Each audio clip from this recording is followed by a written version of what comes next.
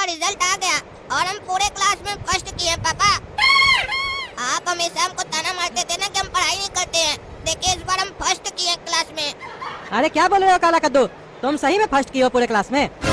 अरे हाँ पापा, रिजल्ट भी है, साइन भी करवाएंगे ना आपसे। अच्छा, हमको तो यकीन ही नहीं हो रहा कि तुम फर्स्ट किए हो क्लास में। चलो बढ़िया है, फर्स्ट किए हो तो हमारा नाम रोशन किए हो। मिठाई बांटेंगे आज मोहल्ला में। और वो गोरा कद्दू कहाँ है, वो क्या किया सेकंड? अरे ये काला कलूठा चालू हो गया पापा, आई नहीं घर में ढिंडोरा पीटना चालू कर दिया पापा। हम फर्स्ट किए हैं, जानबूझ के ऐसा किया ताकि पापा मेरे बारे में पूछे और ये बताए कि गोरा कद्दू फेल किया और हमको मार पड़े। हम सब कुछ एग्जाम में सही से लिख के आए थे, उसके बाद भी हमको क्लास में सबसे कम नंबर मिला। अरे पापा गोरा कद्दू भी फर्स्ट किया है। क्या एक साथ दोनों फर्स्ट किया है क्लास में? दोनों को सेम नंबर आया है? तब तो पूरा शहर में मिठाई बांटेंगे हम। पहली बार मेरा दोनों बेटा फर्स्ट आया है क्लास में। अरे पापा फर्स्ट तो दोनों आए हैं, लेकिन हम आगे से फर्स्ट आए हैं और गोरा कद्दू पीछे से। पीछे से आया मतलब? पीछे से कैसे कोई फर्स्ट आ सकता है? अरे पापा क्लास में सबसे कम नंबर गोरा कद्दू को ही आया है, तो हुआ ना पीछे से फर्स्ट। क्या उसको क्लास में सबसे कम नंबर आया है? कहाँ वो सुअर? सारा दिन बोलते थे पढ़ाई करो, बढ़िया से पढ़ाई करो, तो नाटक करता था, घूमता था, आवारागर्दी करता था। कहाँ छुप के बैठा है? अरे पापा सुअर अपना बिल में छुप कर बैठा है। अरे इस काला कलूटा को हम छोड़ेंगे नहीं। पापा को भड़का रहा, कह रहा सुअर अपना बिल में छुप के बैठा है। खुद चीटिंग करके फर्स्ट कर गया है तो ज्यादा होशियार समझ रहा है अपने आप को। साले का सारा होशियारी निकाल देंगे। क्या रे, क्या छुप के बैठा है इधर? कितना समझाए थे पढ़ाई करो पढ़ाई करो, काहे इतना नंबर कम आया तुमको?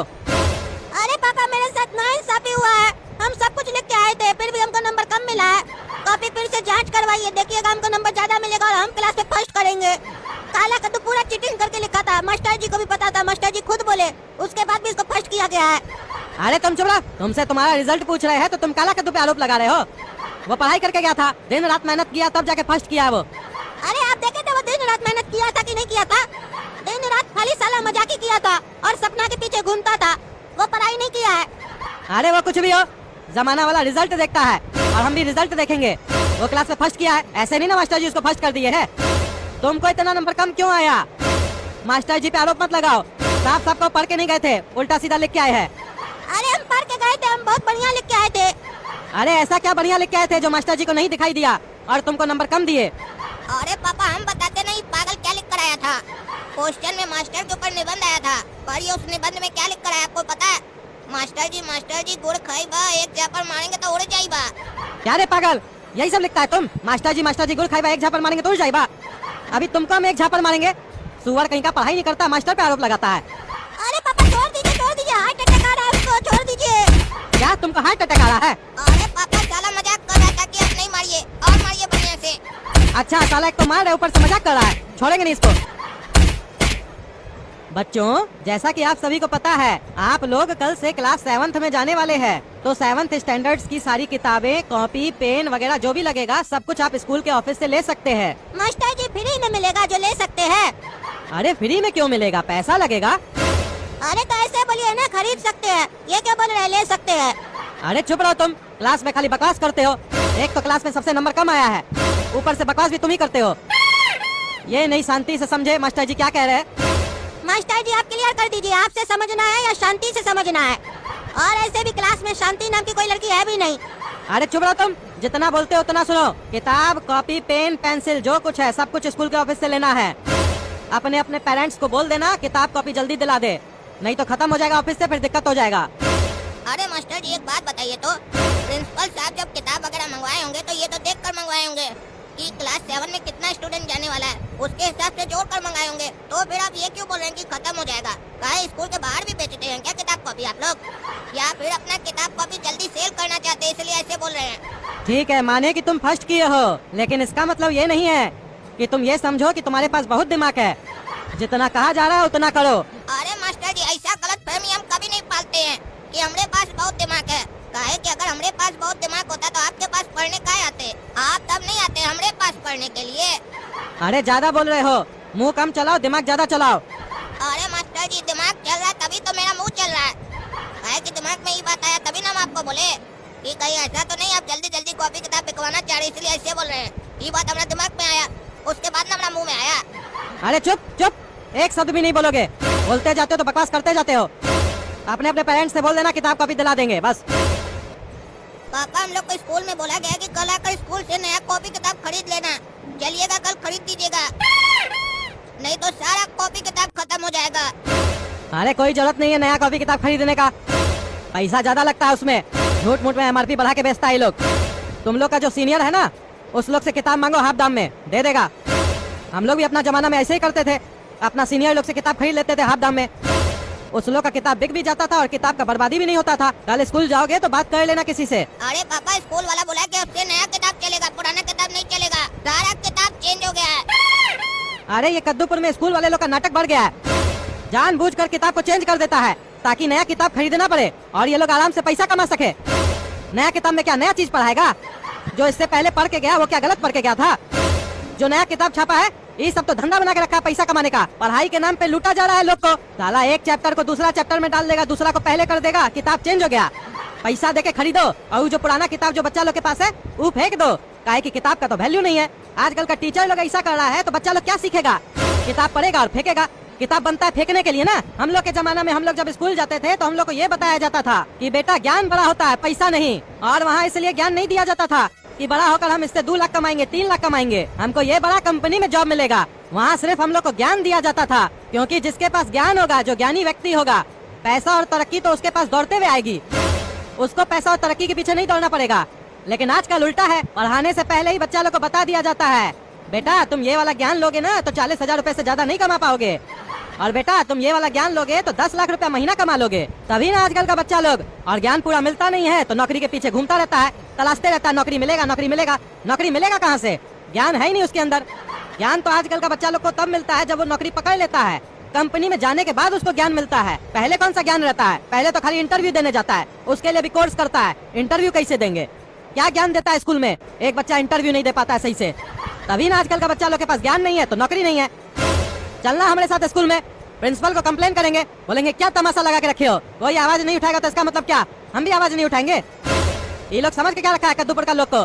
ठगेगा, किताब चेंज कर देता है, जो मन में आता पैसा ले लेता है। हम पुराना ही किताब दिलवाएंगे तुम लोग को, देखते हैं कैसे नहीं पढ़ाएगा वो लोग। कहता है कॉपी किताब पेंसिल स्कूल से ले लो। स्कूल पढ़ाने के लिए कि बिजनेस करने के लिए? जो कॉपी साला मार्केट में 10 रुपया पीस लेते हैं वही कॉपी का 50-60 रुपया ले लेता है वहाँ पे अपना स्कूल का मोहर लगा के, और कहता है स्कूल में आना तो यही कॉपी चलेगा। तमाशा बना के रखा है। कल चलो ना झाड़ते हैं प्रिंसिपल को, क्या तमाशा लगा के रखा है। अरे प्रिंसिपल साहब क्या तमाशा लगा के रखे आप अपना स्कूल में? क्या हुआ भाई साहब? अरे क्या हुआ? आप क्या नया सिस्टम लगाए हैं? नए क्लास में गए हो तो नया किताब लेना पड़ेगा, पुराना किताब नहीं चलेगा। आप पुराना ही किताब से पढ़ के प्रिंसिपल बने हैं ना, नया किताब पढ़ के प्रिंसिपल नहीं ना बने हैं। यानी कि आप में बुद्धि नहीं है, पुराना किताब जो पढ़े आप। अरे नहीं भाई साहब ऐसा नहीं है, इतना बड़ा स्कूल खोले चलाने के लिए करना पड़ता है सब। और आप ज्यादा मत सिखाइए हमको, हमारा स्कूल में पढ़ाना है तो ऐसे ही पढ़ाना पड़ेगा आपको। ऐसे ही चलता हम लोग का स्कूल में, ऊपर से ऑर्डर आया हुआ हमको। अरे ऊपर से आपका बाप ऑर्डर दिया आपको? तमाशा लगा के रखे, पैसा नहीं है हमारे पास। आपका महंगा फीस भी बढ़े, महंगा किताब दिलाए, 10 रुपया वाला कॉपी 60 रुपया में दिलाए बच्चा लोग को, और आप सोचते हैं कि कोई कुछ नहीं बोलेगा। अरे देखिए चिल्लाइए मत, समझे? हमारा स्कूल हमारा नियम चलेगा। और लोग तो नहीं बोलने आए हमको, आप ही का खुजली है। अरे और लोग आपके तरह 2 नंबर का कमाई करता है तो हम भी करते हैं क्या? या और लोग आपसे डरता है बोलने में तो हम भी डरते हैं क्या? हम किसी से नहीं डरते हैं। किताब नहीं दिलाएंगे नया वाला, पुराना ही दिलाएंगे हाथ दाम में दूसरा स्टूडेंट से। आप क्या चाहते हैं, पुराना किताब को फेंक दिया जाए? अरे वो फेंके या चाय डाले उसका हमको उससे मतलब नहीं है। सब स्कूल वाला ऐसे ही करता है, हम भी ऐसे ही करेंगे। आज तक इसके बारे में कोई कुछ बोला ही नहीं है। आप कौन होते हैं बोलने वाले? कद्दूपुर में 2 ही संस्थान है जहाँ कोई नहीं बोलता है, एक हॉस्पिटल, दूसरा स्कूल। काहे कि स्कूल में आदमी लोग अपना बच्चा का भविष्य बनाने आता है, और जब भविष्य की बात हो तो उसमें पैसा कोई नहीं देखता है। इसी का फायदा हम लोग उठाते हैं और दबा के पैसा कमाते हैं। और हॉस्पिटल, वहाँ पे आपको नई जिंदगी दी जाती है, तो वहाँ तो आप चाह के भी कुछ नहीं बोल सकते हैं। वहाँ भी जाके बोलिए, वहाँ कहीं नहीं बोलते हैं। वहाँ बोलने में डर लगता है कि एक इंजेक्शन दूसरी जगह लग जाएगा तो मर जाएंगे।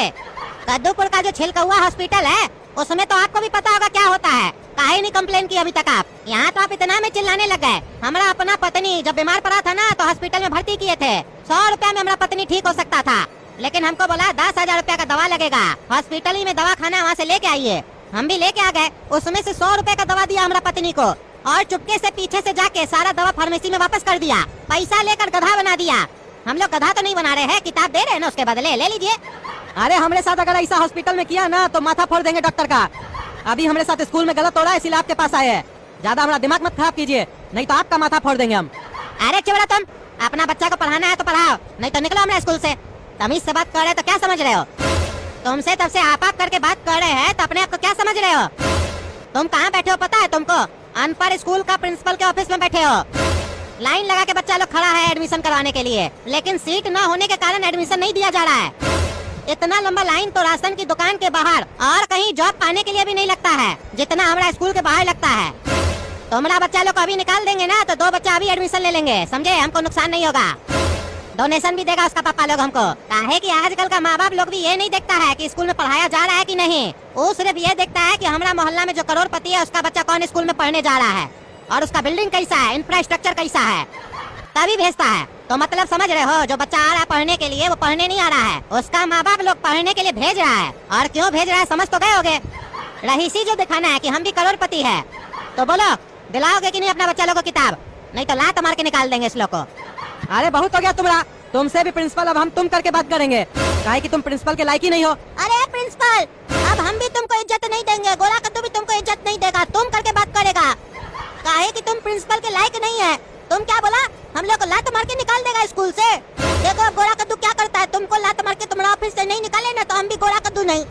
तुम देखोगे गोला कद्दू का दिमाग। देखो अब तुम्हारा स्कूल के साथ हम क्या करते हैं। अनपढ़ स्कूल तो गया आप, या तो अनपढ़ स्कूल रहेगा तुम नहीं रहोगे, या तो तुम रहोगे अनपढ़ स्कूल नहीं रहेगा।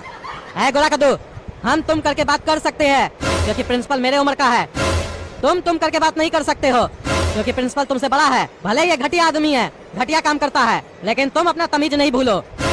अरे पापा, ये जो आपका ज्ञान है ना, इसका बत्ती बनाइए और प्रिंसिपल साहब का कान में घुसा दीजिए, समझे? ये सब ज्ञान हम लोग को मत सिखाइए, समझे? ऐसा बुरा लोग हमेशा अच्छा लोग का यही चीज का तो फायदा उठाता है। ये लोग जो चाहे कर लेता है, लेकिन अच्छा लोग को बोलता है भैया ऐसे चलो ऐसे चलो ऐसे चलो।